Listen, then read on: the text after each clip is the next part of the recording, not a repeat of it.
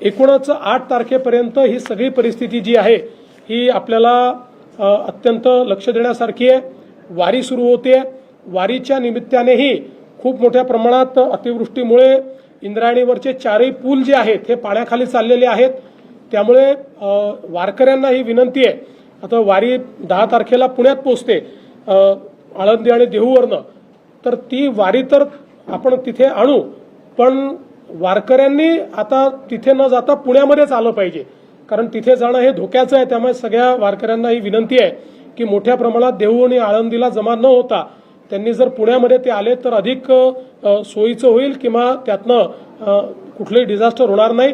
बाकी वारी करता ज्या काही व्यवस्था करायच्या आहेत त्या मोठ्या प्रमाणात केल्या आहेत। आता पावसाची परिस्थिती पाहून जास्तीत जास्त जर्मन हँगर्सच्या माध्यमातून वारकऱ्यांची व्यवस्था झाली पाहिजे आणि कुठेही त्रास होऊ नये या दृष्टीने देखील जी काही व्यवस्था करायची ती राज्य शासनाने केलेली आहे। मला असं वाटतं की हे जे काही आपण अलर्ट्स सातत्याने या ठिकाणी देतो आहोत, ही आपली जी काही डिझास्टर मॅनेजमेंटची जी आपली इथला जो कक्ष आहे, हा कक्ष 24 तास या ठिकाणी काम करतोय। आपले ज्या सचिव आहेत, सचिव महोदया असतील, सगळी इथली टीम असेल, हे सातत्याने सगळ्या जिल्ह्यांची, सगळ्या विभागांची आणि अगदी गाव पातळीपर्यंतचे अलर्ट्स आपल्याकडे आहेत, ते गाव पातळीपर्यंत पोहोचवण्याचं काम हे या कक्षातनं होतंय। सोबत बीएमसीचा कक्ष देखील त्याच पद्धतीनं काम करतो आहे। माझी सगळ्या नागरिकांना विनंती आहे की अनावश्यक प्रवास टाळावा। जो कालावधी सातत्याने आम्ही सांगतोय अति पावसाचा आहे, किंवा जो कालावधी अधिक वेगानं धावणाऱ्या वाऱ्याचा आहे, त्या कालावधीत रस्त्यावर येणं टाळावं। अत्यावश्यक असल्याशिवाय लोकांनी त्या ठिकाणी अशा पद्धतीनं कम्युटेशन करू नये, अशा प्रकारची सर्वांना विनंती आहे।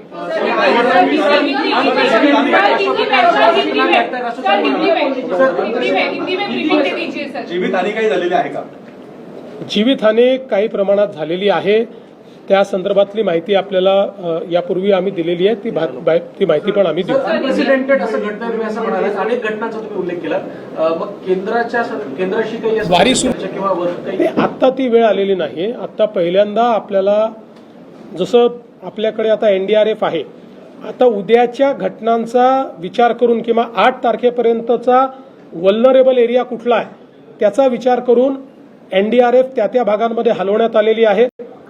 आणि मग जिथे एनडीआरएफ जिथनं हलवली आहे, जिथे आता कदाचित थोडा त्याच्यापेक्षा कमी धोका वाटतोय, तिथेही धोका निर्माण होऊ नये म्हणून तिथे एसडीआरएफ आपण नेमलेली आहे। त्यामुळे तशा पद्धतीचं डिप्लॉयमेंट, जे काही अलर्ट आहे त्या अलर्टवर बेस्ड अशा प्रकारचं डिप्लॉयमेंट आपल्या डिझास्टर मॅनेजमेंट कक्षाने केलेलं आहे। आता तरी अतिरिक्त बोलवण्याची आवश्यकता नाही आहे, जी पथक आहे त्याचीच रिडिप्लॉयमेंट आपण करतो आहोत। आता जो काही वेदर डेटा आहे आणि जे काही अलर्ट्स आहेत त्याच्या आधारावर पुरेसं डिप्लॉयमेंट केलं आहे। आज शाळा महाविद्यालयांना सुट्टी देण्यात आलेली आहे, उद्याच्या संदर्भामध्ये आज काही अलर्ट, उद्याच्या संदर्भात आज संध्याकाळपर्यंत आपण त्याचा निर्णय घेतो।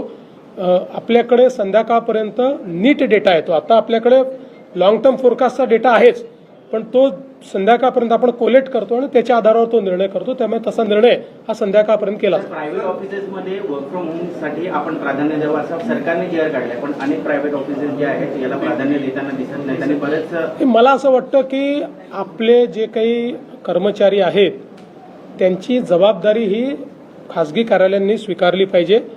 आपल्या कर्मचाऱ्यांच्या जीविताची, त्यांच्या एकूण सगळ्या गोष्टींची जबाबदारी ही सगळ्या आस्थापनांची आहे आणि हा मानवतेचा धर्म आहे। याच्यामध्ये कायदा, याच्यामध्ये कुठलं तरी बडगा, याच्यामध्ये काही कोणाचा GR याही पेक्षा मानवतेच्या दृष्टिकोनातून ज्यावेळी अशा प्रकारचे आपण अलर्ट देतो त्यावेळी ही अपेक्षा आहे की त्यांनी देखील त्याला रिस्पॉन्ड केलं पाहिजे। त्यामुळे आम्ही हा प्रयत्न करू की सगळे त्याला रिस्पॉन्ड करतील।